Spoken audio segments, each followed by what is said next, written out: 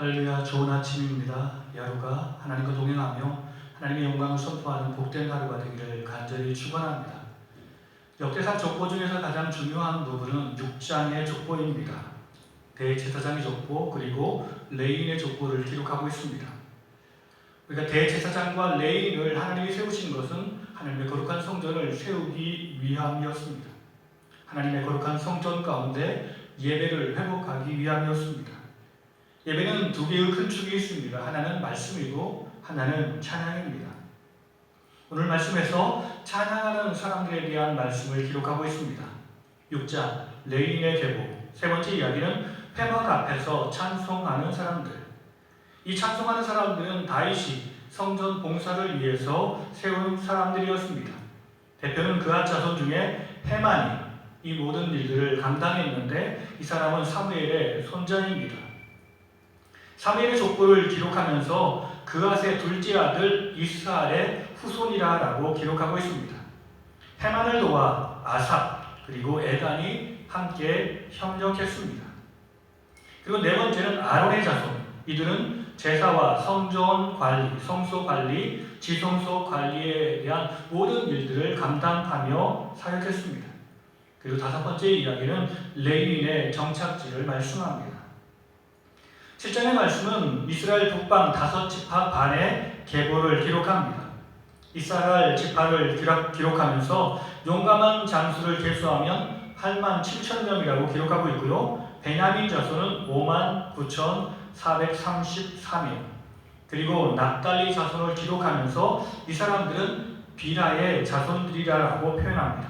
그리고 므낫세 자손, 에브라임 자손을 기록했고요. 아셀의 자손을 기록하면서 2만 6천 명을 기록했습니다. 8장의 이야기입니다. 8장은 베냐민 지파를 기록하고 있는데요. 7장에서도 베냐민 지파를 언급하면서도 왜 8장에 중복적으로 베냐민 지파를 기록했을까요?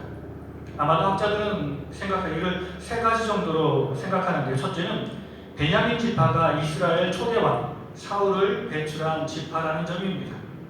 두 번째는 이스라엘이 남북으로 분열될 때 베냐민 지파는 유다 지파를 지지했습니다.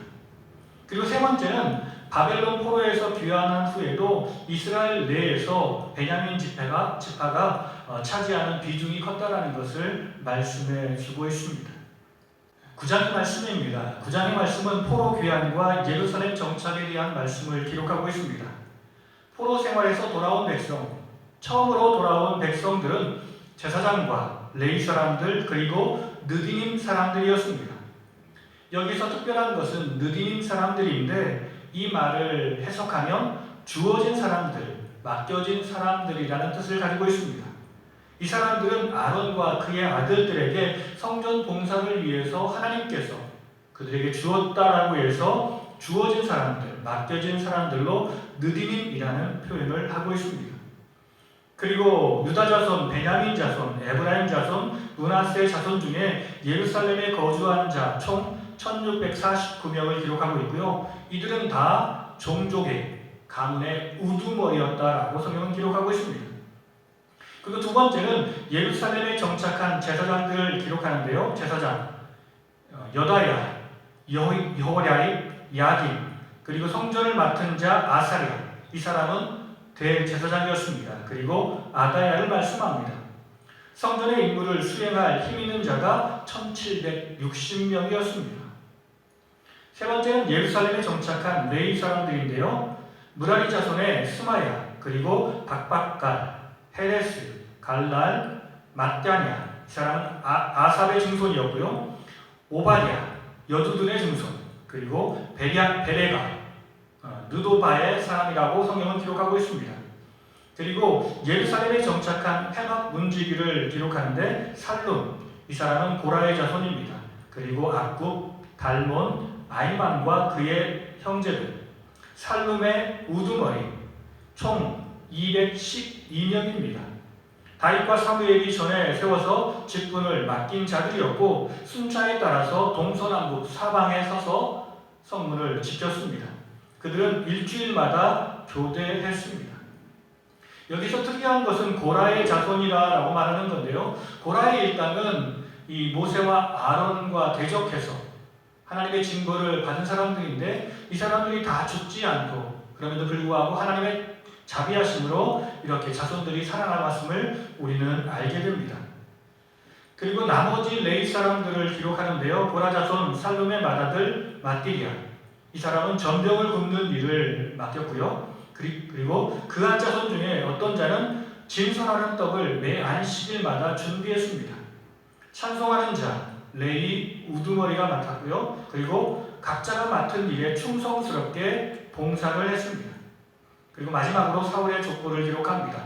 기브온의 조상 여이엘이 기브온에 거주했고 사무엘은 기브온 족속이며 아버지는 기스, 할아버지는 넬이라고 말씀하고 있습니다.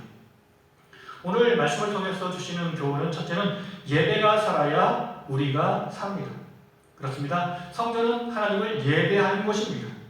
예배에서 가장 중요한 두 요소는 말씀과 찬양이 있다라고 말씀을 드렸습니다. 말씀이 살아야 찬양이 살고요. 찬양이 살아야 말씀이 삽니다. 이것이 순환되어야 교회가 살아날 수 있는 것입니다. 답답하면, 마음이 어두우면 찬양하면 됩니다. 그리고 정말 주의 말씀을 묵상하면 됩니다. 이것이 우리를 살리는 길이며 교회를 살리는 길입니다. 두 번째, 교회를 세우는 일에 모두 협력해야 합니다. 교회를 세우는 일은 쉽지 않습니다. 포로의 삶에서 많은 것을 얻었는데 이제 그 모든 것을 포기하고 고향 땅 예루살렘으로 돌아가는 것은 새로운 삶을 시작하는 일이었습니다. 내 모든 것을 포기하고 헌신하는 삶, 봉사하는 삶은 쉽지 않습니다. 그럼에도 불구하고 우리는 마음을 같이 해서 협력하며 도우며 모든 일을 해야 합니다. 협력하는 일은 손해되는 일이 아니라 이것으로 말미암아 우리는 풍성한 은혜를 누리게 될 것입니다. 그리고 세 번째는 맡은 자리에서 충성하는 것이 하나님이 기뻐하시는 일입니다. 교회 안의 일들은 중요한 일, 그리고 사소한 일이 하나도 없습니다. 모든 일들이 다 중요한 일입니다. 그렇기 때문에 항상 내가 하는 일이 다 교회를 세우는 일임을 우리는 기억하고 맡은 자리에서 충성해야 할 줄이 있습니다.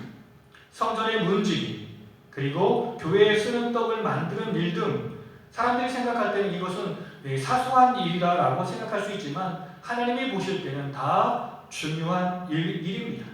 그러므로 우리는 다른 사람들이 하는 일을 바라보지 말고 주님만 바라보며 주님께서 우리에게 주신 은사를 가지고 항상 맡겨진 일에 충성하며 헌신하며 살아야 할 줄 믿습니다.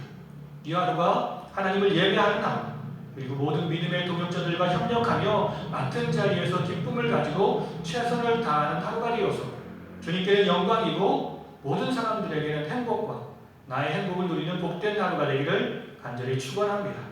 같이 기도하시겠습니다. 주님, 죄인된 나를 불러 주의 일꾼 삼아주시니 감사합니다. 주의 일이 내게 손해가 아니고 복된 일임을 기억하며 주의 일에 헌신하는 주의 종이 되길 원합니다. 하나님의 거룩한 성전을 세우는 일에 있어서 이대 경중을 따지지 않게 하시고 오직 하나님의 영광을 위해 최선을 다하며 헌신하길 원합니다. 모든 믿음의 공동체와 합력하여 주의 나라를 이루어 나아가길 원합니다. 주여, 내게 힘을 주시고 우리 믿음의 공동체에 힘을 주시옵소서. 오늘도 살아계셔서 우리와 동행하시는 예수님의 이름으로 감사하며 기도드립니다. 아멘.